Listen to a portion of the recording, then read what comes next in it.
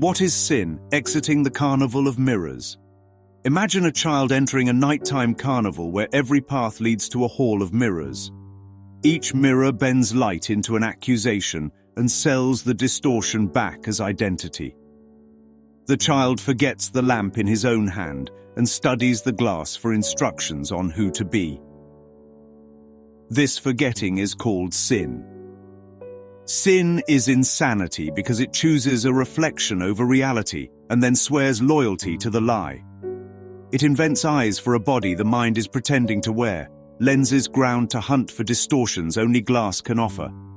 What would the sinless behold? Nothing the mirror could supply because the sinless have no use for confirmations made of glare.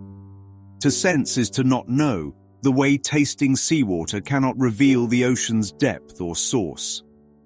Sensing measures surfaces, while knowledge abides beneath measurement, self-evident and still.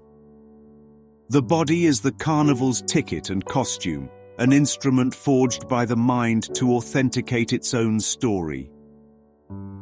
At first, the instrument strives to stay on the ride, to cue for fear, guilt and pride as if these were prizes. Yet the goal of striving can change, because the chooser is not the costume but the mind that wears it. The same feet that ran to the mirrors can walk to the exit.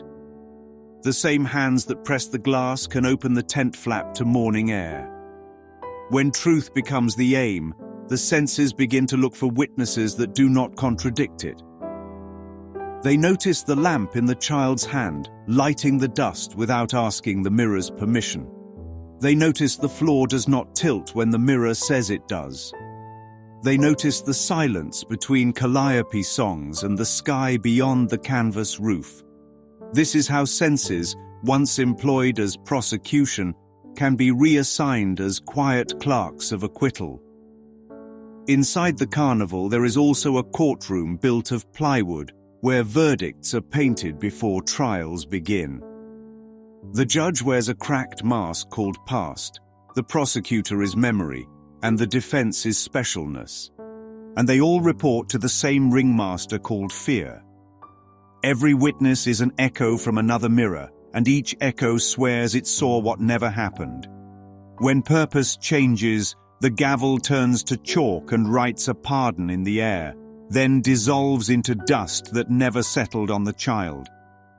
Sin is the house where these mirrors are nailed to every wall, and illusions stand in for things that do not exist. Inside this house, false proofs are stamped and notarized, that timelessness must end, that life can die, that love can be murdered by its opposite. It is like claiming noon is conquered by shadow because someone stepped in front of the sun, or that the ocean has lost a wave and must therefore be incomplete. A madman's dream is frightening precisely because it argues with what cannot answer it. The dream shouts verdicts and the echoes sound like evidence. Yet it remains a childish game, costumes and cardboard swords that cut the hand that grips them. Every grievance is such a toy, edged enough to wound the bearer and too dull to touch the truth. Come home does not mean die, nor flee the world, nor throw away the instrument in contempt. Come home means wake, the way a dreamer rises and the nightmare has nowhere to continue. The exit is not a door at the edge of the earth, but the present willingness to stop consulting glass about reality. Creation is unchanged, the sky unmarked by smoke, the ocean unscarred by waves that only seem to break.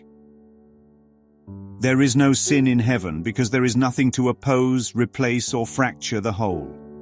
Here the only time is always, and the only self is shared.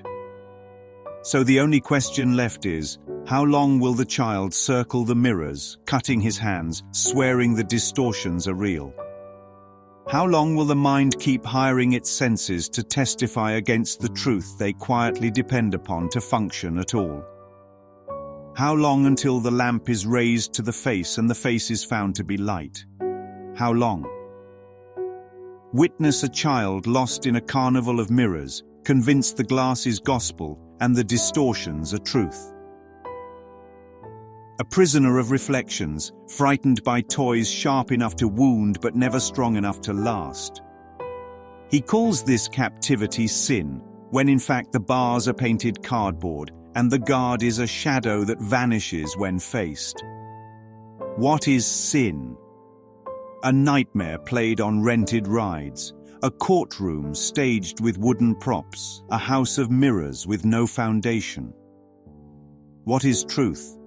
That the child was never lost, the light was never absent, and the exit has always stood open. How long he lingers in the carnival is not decided by time but by a single choice. And when that choice is made, the mirrors fall silent, the courtroom goes dark, and the Son of God remembers he was only dreaming. End of the carnival, beginning of the real.